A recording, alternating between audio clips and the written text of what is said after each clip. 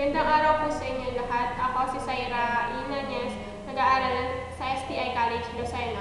Narito ako upang magturo ng kung paano ginagawa ang properties of relation ng discrete math. Ano nga po ba ang properties of relation? A relation is any association between elements of one set, called the domain, or less formally, the set of inputs, and another set called the range, or set of output.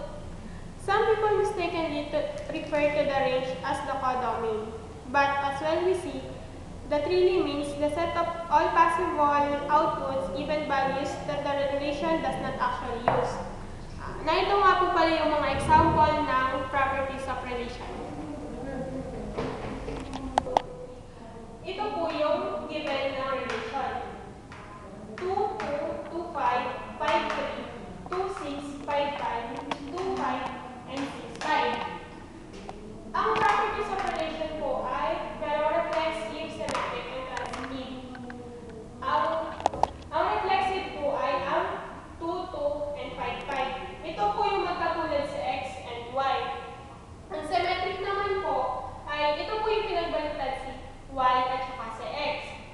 6, 2 at saka 2, 6. Ang transitive naman po ay ito yung pinagsama yung first and last element. Parang ito, 2, 6, 6, 2, tsaka 2, 2. Yung 2, kinuha sa first element and yung 2, kinuha naman sa last element ng second given quaternion natin.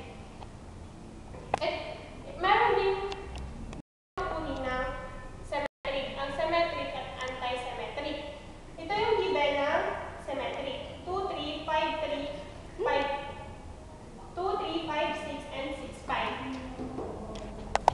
Ito po yung symmetric. Ito, kagaya nito, may magkatulad na magkabaliktaran lang. Ang anti-symmetric naman is 1, 2, 3, 1, and 2, 5. Ito po yung walang magkakatulad. Dito po yun.